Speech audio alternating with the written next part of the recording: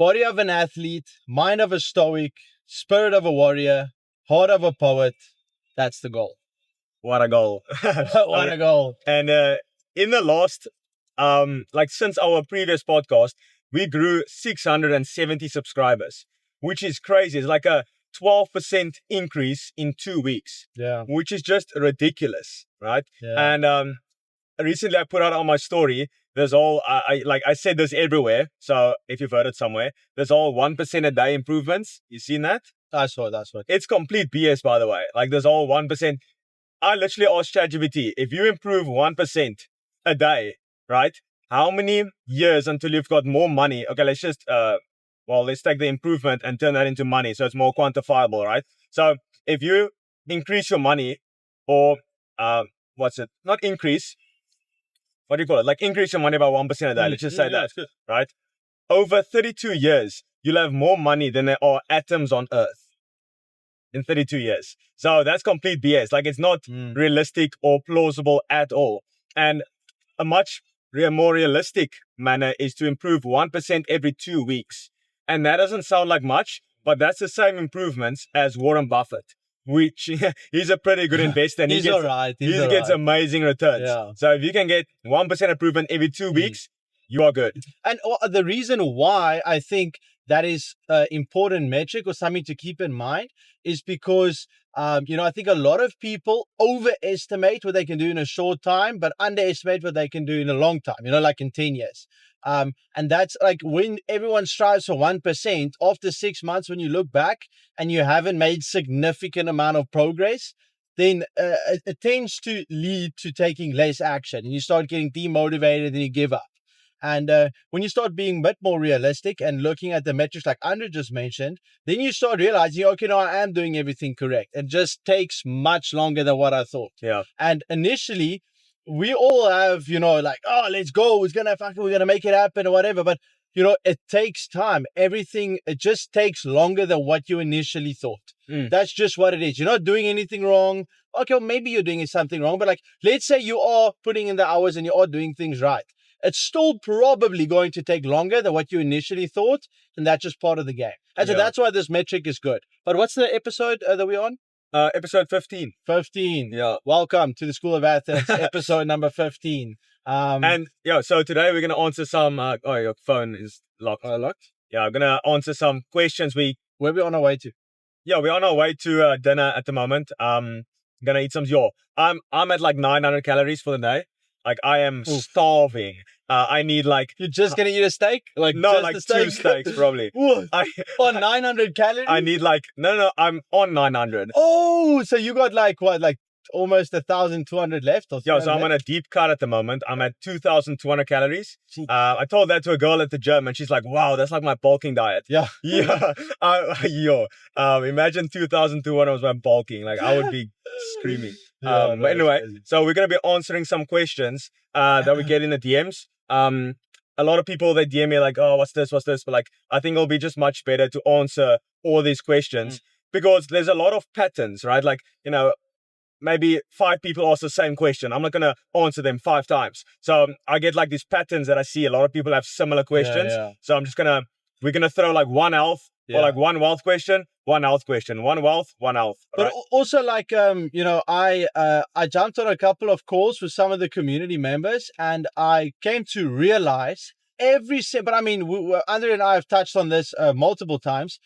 Everyone essentially, follows quite similar paths, especially if your goals are aligned. Similar. It's so scary. Like, I was on 2 calls Friday with some of the founding members, and it's literally exactly the same. Like copy paste, just different areas, scenarios, or whatever, and age difference. But other than that, everything else completely similar. And so answering questions like this also just there's a sense of relatability that leads to actually less friction because now you see, okay, it's exactly the same as that guy. My situation is no different. I'm not special. And it leads to taking action. So there's a lot of power in this episode, I think. Yeah. So first one I'll answer is a business one.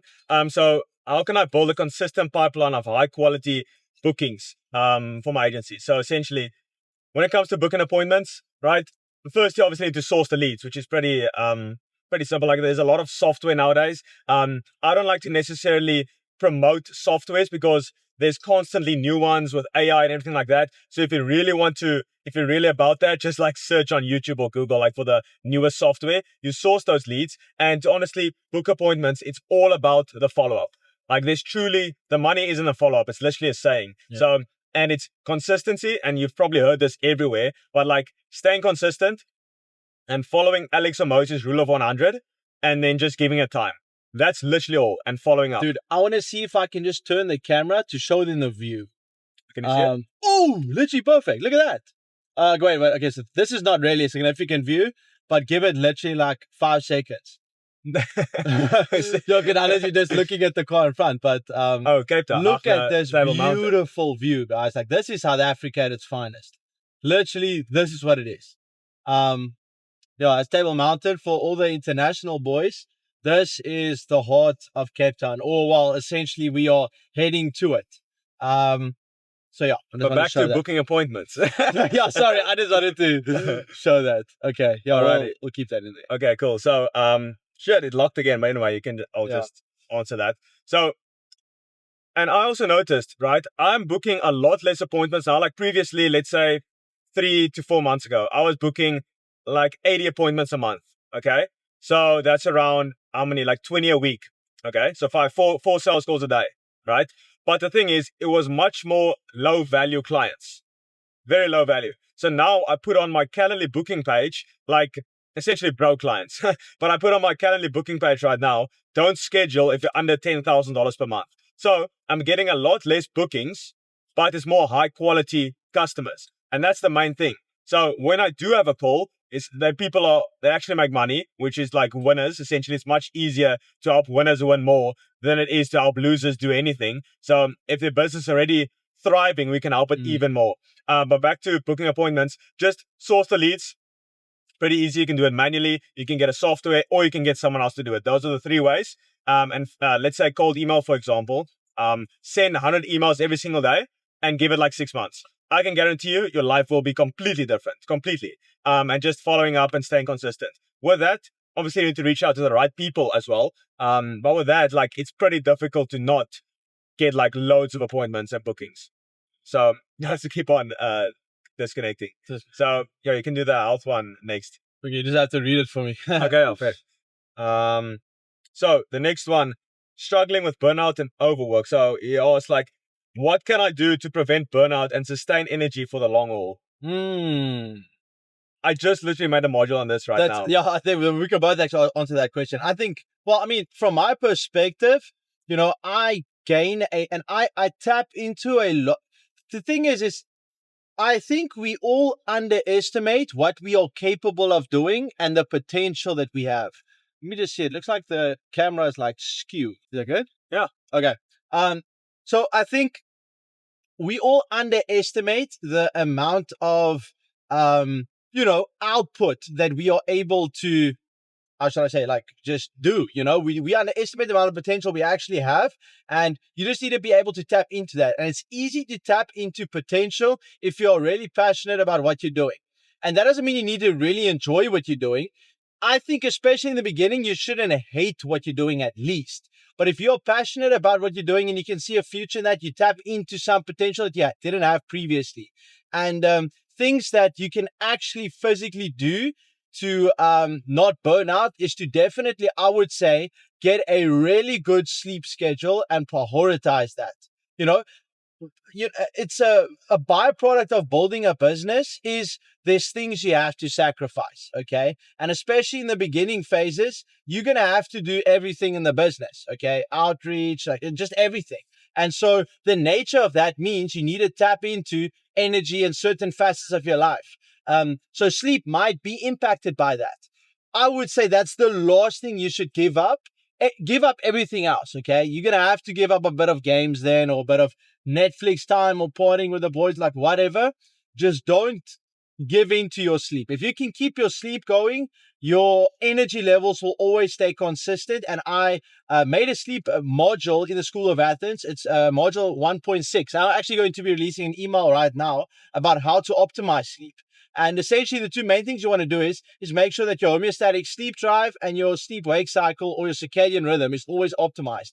Essentially, what that means is so light information. So just stare at the sun in the morning and in the evening, and then don't get any blue light in after sunset, and make sure to follow a constant sleep schedule. And if you do that, you will tap into and keep your energy levels at least consistent. Yeah. If you want to add onto that. So, you got Maslow's hierarchy of needs. You got the psychological needs. Then you got the safety needs, and then the social, and then self-esteem, and then self-actualization, right? But the thing is, people try to go to self-actualization, which is like, growth and potential and, like conquer, essentially. They want to go to that, but they don't even have their psychological needs met. Like, they are overworking 16-hour days constantly, and then they think, oh, why am I burning out? It's like, obviously, it might be for a season, but I feel like if I didn't do that, I might have even seen success quicker. Maybe not working as much. I wouldn't know. Like, I don't know. So that's the thing. In hindsight, I don't know. But so essentially, you want to keep your psychological needs met at all times. So sleep and health is very important. That's obviously why we teach both. And health and business go together. There's a reason why these big entrepreneurs spend hundreds and thousands of dollars on, health coaches, and they want to make as much money as possible because they know, the energy and everything like that then gets transmuted into the business. It's locked again. Yeah. There's like a setting where you can have like it on for 10 minutes or something. Anyway, I don't have that on. So what time management strategies can I implement to maximize productivity and reduce overwhelm? So you can also touch on this one. It's not necessarily business. It's like, it's a blend of both. So time management, like truly Google Calendar is amazing. Yeah, I literally block out every single thing I have to do. So even when I wake up, when I go to sleep, when my morning routine, essentially, cold showers, all of that. I even put in when I commute to the gym, when I go to the gym, for how long. Like when I go to the gym, I put on like an hour and 15-minute timer so that I kind of pace myself in a way, right? And then also I have sales calls usually after that. So I don't want to like spend hours at the gym, but I still get like a lot done. And then, at the end, I have a white space after the gym. After that's blocked off, I have a white space for sales calls. And then, dinner, and then also reading, and then sleep. Yeah. So the best way is really just to schedule it. Like religiously. Shit, that was a difficult one. I agree with Andre. I think also, like, I tried doing that and I still do it, but I find myself not really liking the rigidness aspect of that. Like, approach that I tried to, sorry? Oh. It's a bit better for the camera. Oh, is it? Yeah. Oh, but it's like blocking off of my, is that fine? Oh, anyway, I don't know if it's good, okay, whatever. But essentially, like, I don't like the rigid nature of, like, I like flowing, like, I like just doing things that I want to do I like, but I don't know, for some other reason, I get more done by something not really telling me, now I need to do this. No, that's definitely, that's like a DNA thing. Yeah, so some people, exactly. Andre and I are definitely a bit different. And so I like doing that. But what I do reckon everyone should still do is have things that you want to finish that day. So I still have things that I schedule in, like, and for example, my sleep is, like I just touched on, I'd really try and optimize that. So I always go to bed and wake up on the exact same time.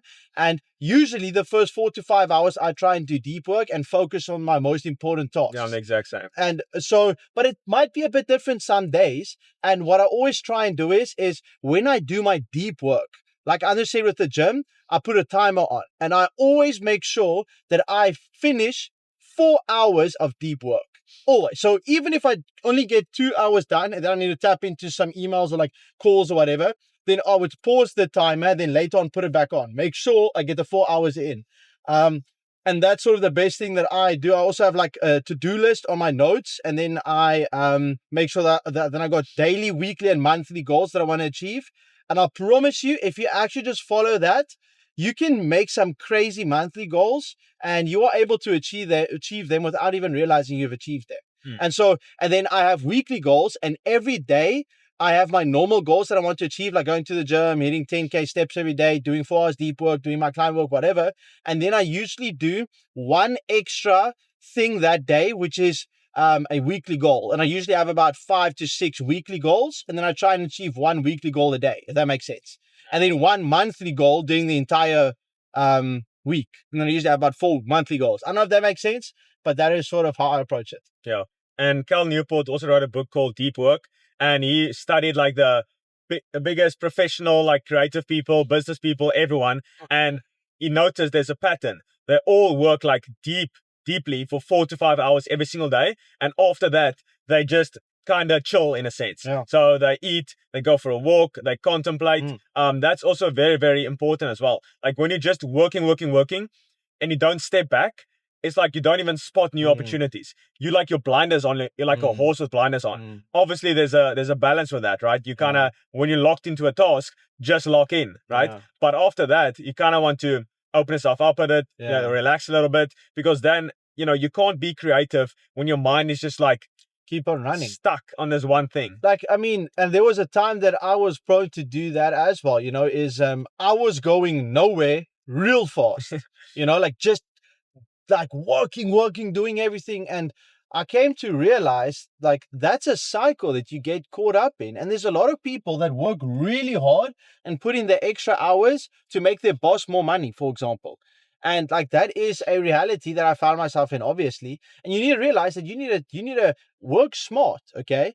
Working hard is very important, but working smart is even more important. Leverage is the name of the game. And these are principles that you need to learn. And you need to, for example, a very important part is to make sure that you choose the right business model. You aren't going to make a lot of money if you're an engineer working for a boss, I got a quote for that. It doesn't matter how hard you row, it matters which boat you're in. Yeah. And essentially, when Warren Buffett said it matters in which boat you're in, that is the business model you choose to pursue and also the niche you go in. So that's essentially called smart work. And if I had to choose between smart work and hard work, I would choose smart work every single time. It's like sharpening the axe. It's like you can hit a tree and it's important to do that, but it's better to just have a sharper axe. Or in fact, invest in a chainsaw. Okay, it's like that's the best way to do it. So I got the next question. The next one, so how can I stay fit and healthy while managing the demands of growing my agency? Essentially, so, it doesn't take a lot to be in good shape. It doesn't really take a lot. Like a lot of people think it's all these crazy stuff and sexy supplements and all this, but if you really just stay consistent and you sort of do just like I'll mention a couple things, but you'll be able to do that with or with, like, Under and I am doing that. You don't need to be an extreme bodybuilder, and you can look extremely good without working out 2-3 hours a day. Like Andre just said, he works out 1 hour and 15 minutes a day. Yeah. I just need to think quickly. I'm just driving here. Let me just walk through the traffic here. Whoa, what is that? This guy's crazy. But literally, I don't think people remember, like, I was the health guy before I started my business. Oh shit, the camera. I was literally like a health guy. I went to the gym for 6 years. I was extremely disciplined with that, eating healthy. So I stayed. And the one thing I never did was slack on my health while I was building my agency. That's the number one thing. And the thing is, in the short term, you will make more money if you slack on your health. I don't know what's going on in the camera. It's like changing every now and then. Yeah, that's what I'm saying. But anyway, that's fine. One thing I didn't do is slack on my health. And that allowed me to sustain my business growth. And I see a lot of entrepreneurs, they do this where it's kind of like yo-yo dieting, but in business. Okay. So first they sacrifice their health to gain wealth. Then once they're like, oh shit, I'm kind of unhealthy, I'm looking terrible, I need to get my health back. Then they sacrifice their hard-earned wealth to gain their health back. So it's like yo-yo dieting, but in business and health. And that is called circular logic. It's literally like sacrificing the one for the other just to sacrifice it again. Yeah. And that's kind of stupid. And I really follow this philosophy of, doing 1%, or let's just take the cliche, 1% improvements every single day.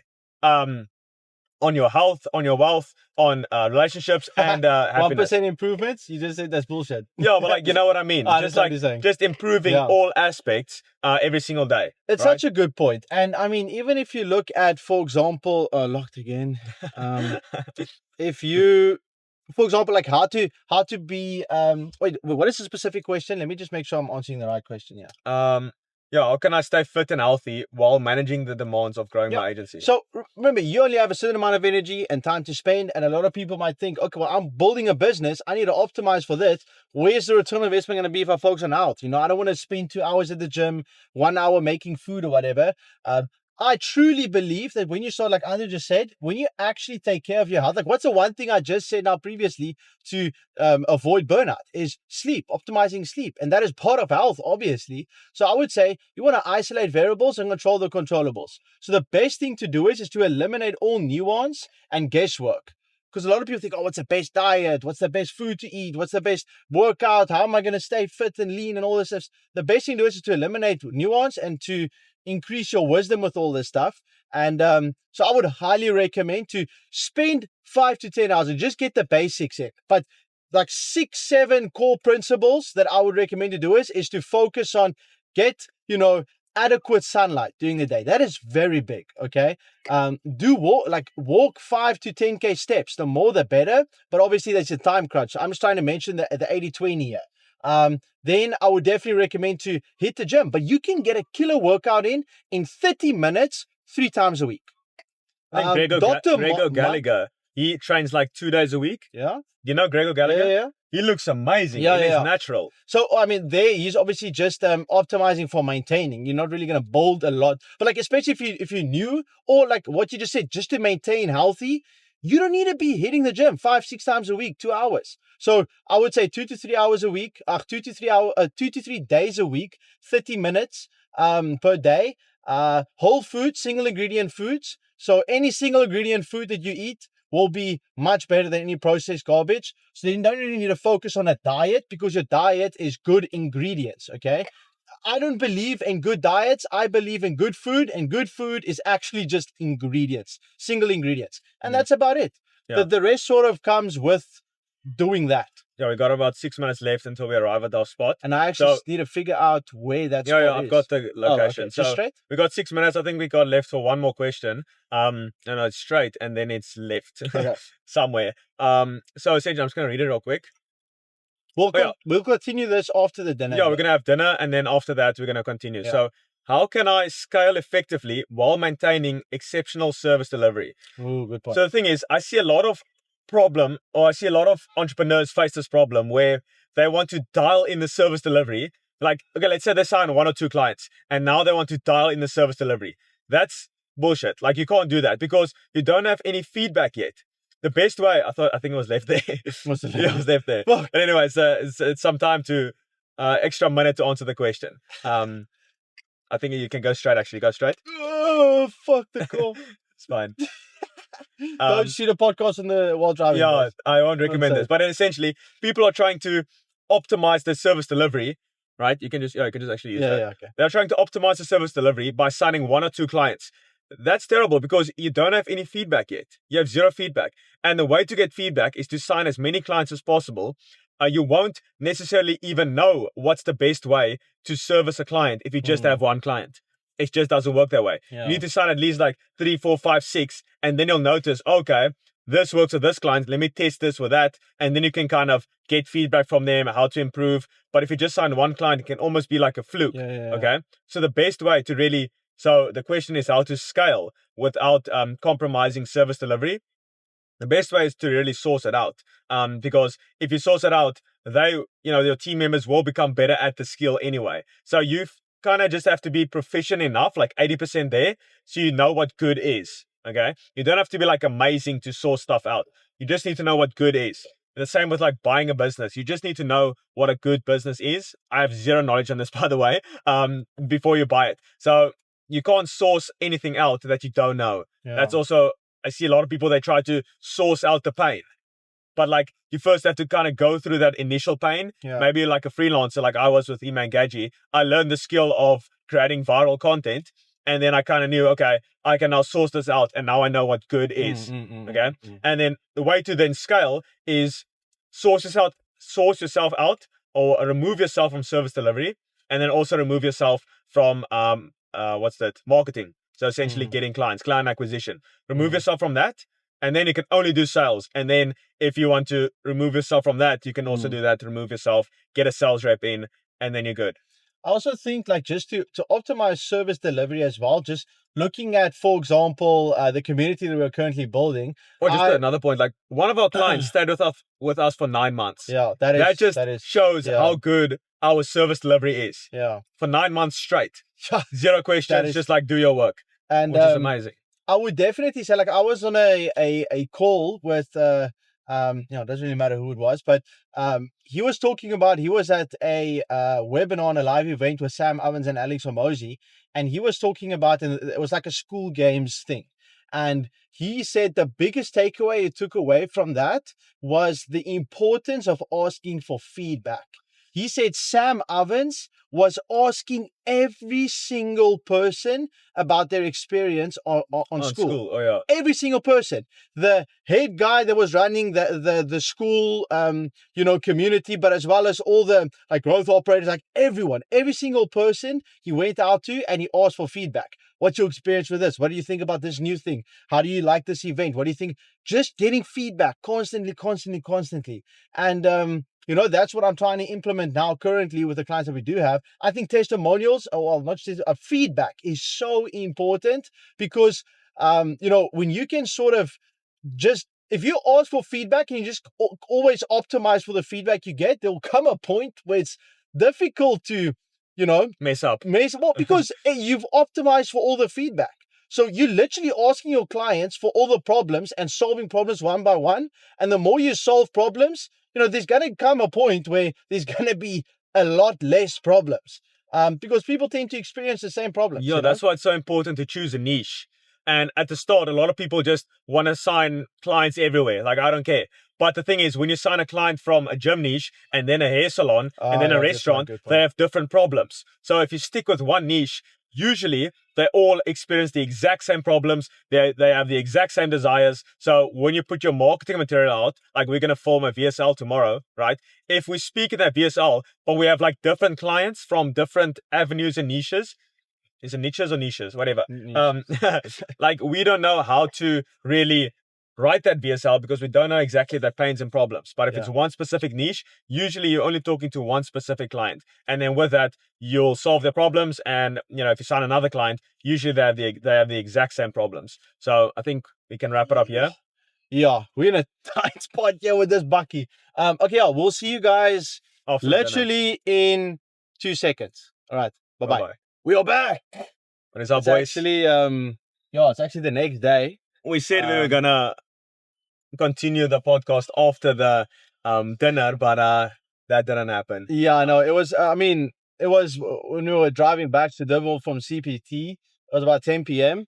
and obviously it was dark outside, and it was just the lighting just looked terrible. So that's an excuse. That's it. Straight up an excuse. But anyway, we are back. Yeah, and the dinner was amazing. It was really good to see all the boys again, and there's so much power in networking and in surrounding yourself with like-minded people and curating all your inputs. I think the most important input that you can curate is your physical environment. Let me put up the music. Oh shit, wrong one. Is the most important thing you can curate or input you can curate is your physical environment and the people that you surround yourself with. And I just realized that again yesterday, being around all the other boys in Cape Town, and if I compare those conversations with conversations I have on the daily with normal people or the average Joe. Yeah, it's completely different, And also, we were talking about this as we were heading back home after the dinner. We talked about like the level of conversation is just so much different. Yeah. It's actually crazy. Like there's no sentence that is wasted on nonsense, essentially. There's nothing of like, oh, did you see this one sports team won that? Like there's no bullshit like whatsoever. It's just straight up value every single time. Oh, there's actually a beautiful Porsche. Porsche? It's a nice blue Porsche. Kind of looks like the Porsche from or the car from Cars. What's the Yeah, the girl. Sandy. Sandy. Sandy. I think No it's way, Sandy. is it Sandy? Sandy, isn't Sandy the chipmunk from SpongeBob? No Oh, way. It looks Sandy. Yeah. Um, Anyways. while we're at the dinner, a lot of people always ask, like, how do you get into these rooms? Like, we were literally in like a cigar room. Like, how do you get into these rooms? It was like an exclusive room. And the thing is, you only need to get like that. Even Nick talked about that on a previous podcast. He was like, you just want that first connection. Yeah. That first one, then it's game. Then you can get into any room essentially. We had a pretty good chat with one of the boys there. He read this book called The Third Door, and like, you know, when people think that you need to go into, like, let's say you're going into a club, like there's one door, it's the entrance, the second door is like the VIP entrance, and there's always a third door. Always. There's like always a third door, and like a secret way to get into the room. And it might be like, you know, people think that you need to make a certain amount of money to get into like the networking space, but like you can provide value in other way as well. Like, you know, being social, being like, let's say in Dubai, I know there's like a dating coach or whatever. He doesn't necessarily make as much money, but like he's helping entrepreneurs make, you know, or like get girlfriends or like get dates or whatever. Like that's valuable for the entrepreneurs because they are spending most of their time, you know, making money. So obviously they're sacrificing a bit of the relationships. So then that's value. So you should just look at, you know, assess where you're currently at, see where your interests lie, and just go very, very deep on that, because usually if you have a lot of interest in something, you naturally learn more from it, and then you will get better and you'll be able to provide value to any, like, you know, circle essentially, and then you can get into the circle. That's probably the easiest way to do it. Huh? What's up? Wie? Nee, die mag je niet transkyk doen nie. What is on South Africa is crazy. I just spoke to a taxi. But essentially the main premise of that book, he low-key just wanted to steal the car, like right now. I have no idea what he just said right now. No, he says he wants your bucket. Anyways, the main premise of the book is all about your third door being, you know, the average person, and more just the average life in the normal paradigm is a very linear path. Being, you know, you finish high school, you go and study, you get a degree, you get a job, then you maybe get married somewhere, and then maybe get a promotion, whatever, then you level up. It's very linear, and it takes 30, 40 years, and then hopefully when you're at 70, you have enough money in your retirement fund to then be able to stop working, because working sucks. The entire premise of the third door, now I haven't read the book, but that's what the boy or the guy said. I actually forgot his name. Ethan. But Ethan, that's what Ethan said. You know, is the third door is all about transcending that and living an an exponential life. Meaning, like, why do you need a degree and to go through all these steps, and why does it need to take 40 years to you know, step into that ideal self and your ideal reality and getting that massive job paying you a shit ton of money, you know? And so it's just transcending that. And the main premise of that entire book, and the way all these wealthy guys did it, was they just got connected to someone on the other side that brought them through that level, you know? Which is essentially comes down to networking. It is all about who you know. And so essentially what I want to add on to what Andrew just said and how to get into these places is, well, you just need to add value to people in that environment. You know, it doesn't really matter how. You just need to add enough value to actually be a part of it. And now you can either do that via two ways. You either pay to get into an environment like that via being in a community, but maybe it's like a mentor of yours, like mastermind or something, you know, retreat, client retreat. So you either pay, which is valuable to people, obviously. And then secondly, maybe because you're authority in a certain position or in a niche, you might be able to add some information or some perspective from a, you know, certain situation. You have knowledge that is also obviously valuable. And those are essentially the two main ways to do it. I think knowledge is extremely underrated. It's literally just what you don't know. That's keeping you stuck, essentially. That's all it is. And we all like say this so much, but read a lot. Like, you should spend at least 2-3 hours of your day learning. Whether that's going through courses, or reading books, Yeah. YouTube videos, it's so valuable. Yeah. It literally changes how you see the world, how you spot opportunities. It's so valuable. And a lot of people just think it's action, right? It's like this whole analogy of, let's say, I think I already said this, but I will just say it again. So, this group of people crashed on an island, right? And they only had like machetes on them. And the people like obviously crashed. They need to find a spot need to find some food, need to find shelter, whatever. And they were slicing through the forest with their machetes, like the perfect angle, working extremely hard, like, doing everything right. And then there was just one guy who just climbed up the tree, right? And he like looked, from above and looked down. He's like, yo, guys, you're working extremely hard. Nice form down there, but like you're going in the wrong direction. And that happens a lot. Like people are working very hard in the wrong direction. Yeah. And like Warren Buffett said, it doesn't matter how hard you row, it matters in which boat you're in. It's smart work and then work hard. So I see a lot of people as well, they say, oh, just smart work. But ultimately you need to work smart. Like the guy on the trees is like, okay, you're working hard, but you're going in the wrong direction. Yeah. So first work smart, see where the opportunities lie. It's constantly changing with like new trends, new technology, whatever, AI. So see where the world is heading, see where you can provide value, solve problems essentially, and then work hard at that. Yeah. And I like, to use the analogy, so it's up there, it's like, okay guys, you're working hard, but go that way and work hard. Exactly. There's the shelter, there's the gold or the treasure. Yeah. So you need both. It's always both with most things. I mean, also, sometimes you don't even know how to climb, for example, a tree. All you know is how to cut down trees. That's all you know. That is where mentorship comes in, and especially if you want to dial in on a certain niche or service, like if you know what niche you are in a service, you're probably justified to just work very hard, and like you're ignorant to different and better ways and ideas. And so all you really can do is just work really hard with the knowledge that you do have. And the best thing to then do is to invest in mentorship and in knowledge in that specific line of field or field. And then I guarantee you, like, how much Andrew and I's approach to business and goals and stuff changed in the past just 6 months alone is crazy. And I would say that's a mark of being humble, because what are you doing? You're coming to a realization that what you previously thought was the best way was not, and you only realize that by, investing into mentorship, into wisdom and knowledge, essentially, and then via that, then adapt and change your route. Because what is this mentor of yours doing? In that specific line and niche that you are in, he's already on top of the tree.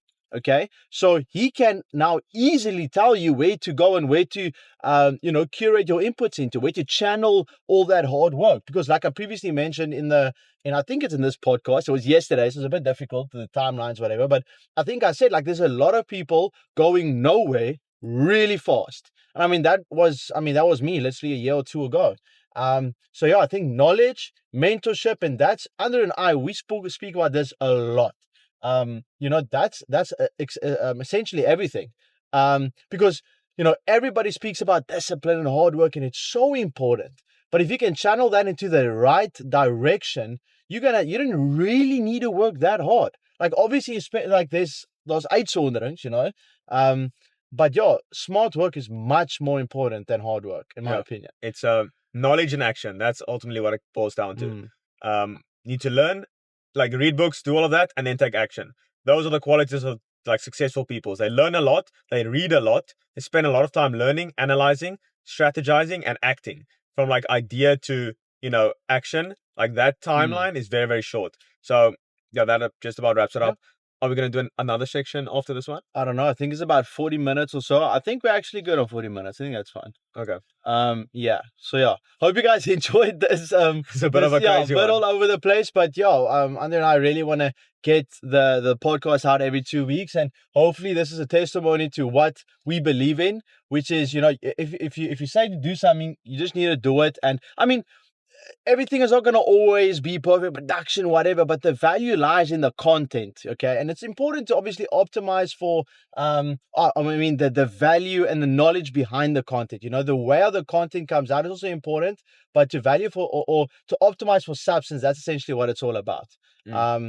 So But with yeah, that we said, can just just check out the links below. We've got our free community, which is growing massively at the moment. In the first month, we grew 100%. And that's just a testimony to how good the product is, because it's straight up just referrals. yeah. So you can check that out. First link in the description. And then all other links are down below: Instagram, YouTube.